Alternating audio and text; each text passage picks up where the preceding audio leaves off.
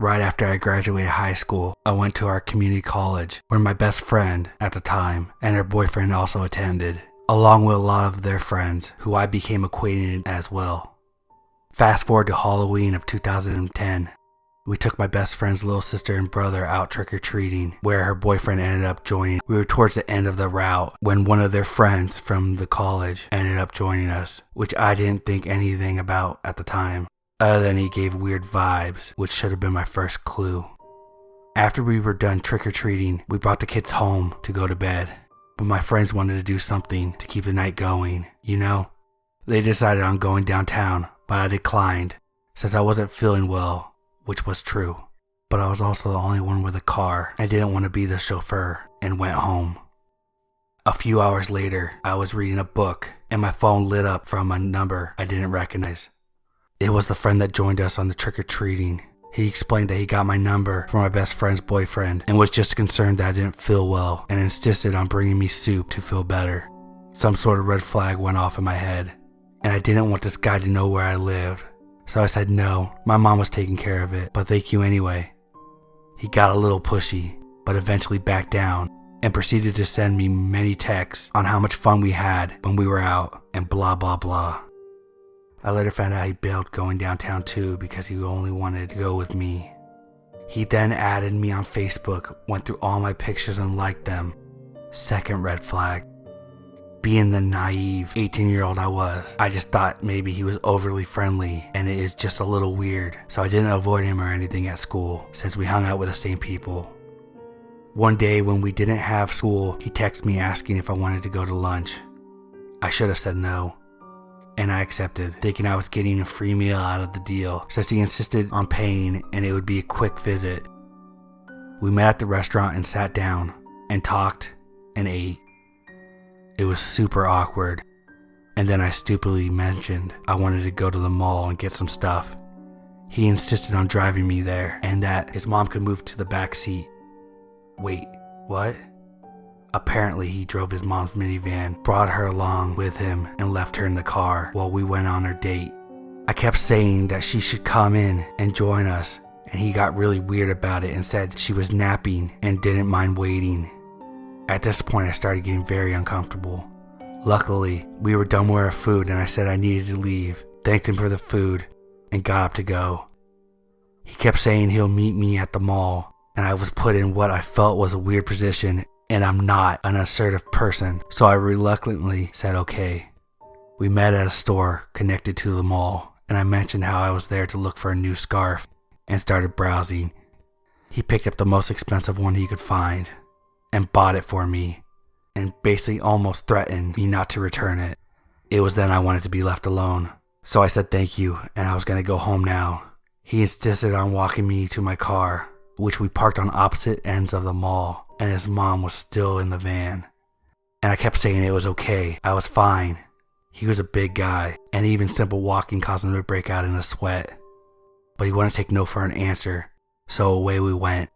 We passed by another store and took a peek inside. There was a pair of boots that I very quickly, in passing, mentioned they were cute, but I don't know if I would wear them. He bought them for me, and did the same somewhat threat not to return them because these were gifts, and you don't return gifts.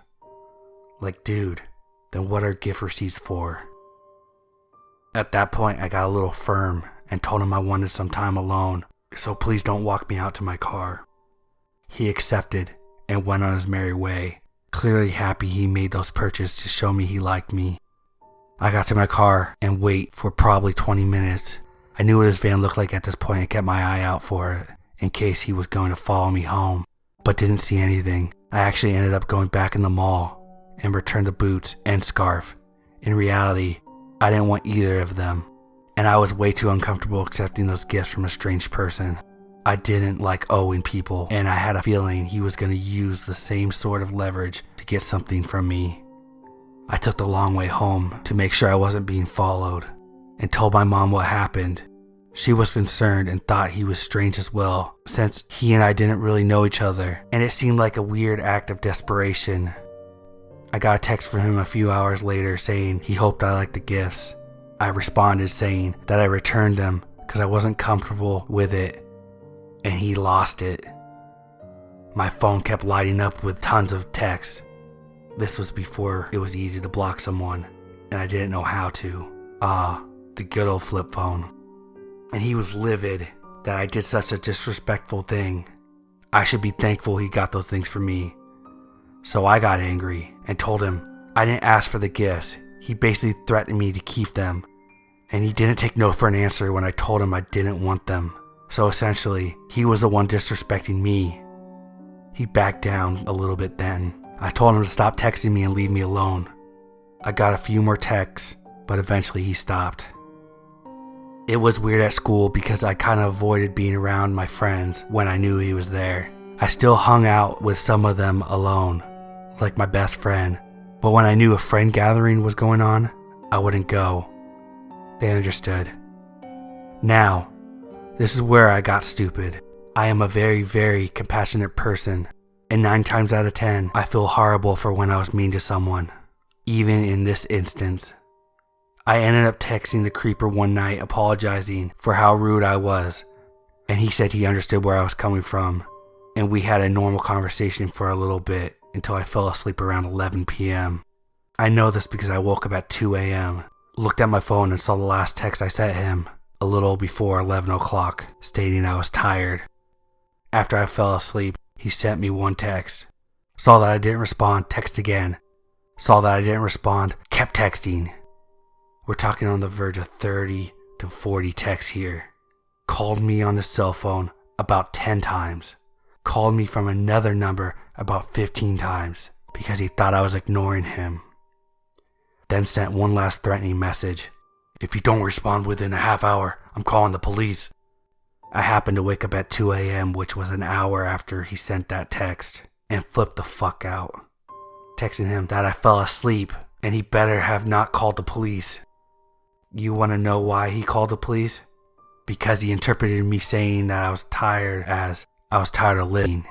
He thought I killed myself.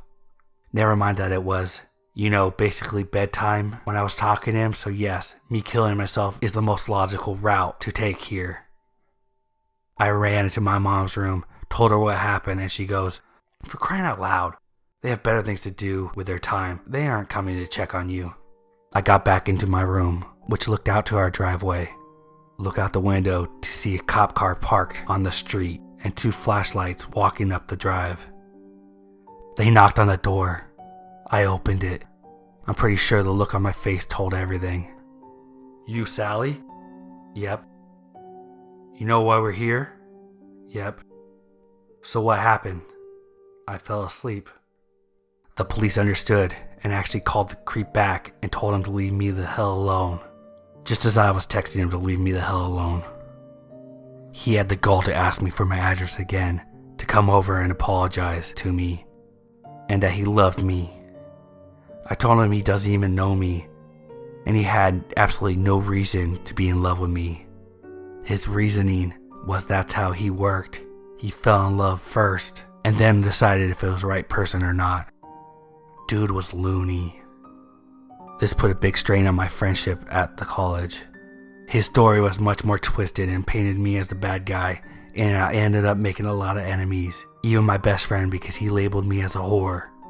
There was another guy interested in me as well among those friends, but he was much more less assertive, and I didn't give him the time of day, and everyone believed him, even though at the time I was still a virgin. I had to drop out of school because the circle of friends were so big, and whenever the creep saw me, irrationally angry, and his friends had to physically hold him back, which was a lot of people because he was massive. I since cut contact with all of them and ended up going to a different school that I loved so much more, and I am in a much better place without them in my life. So creep from school, I hope I never have to see you again.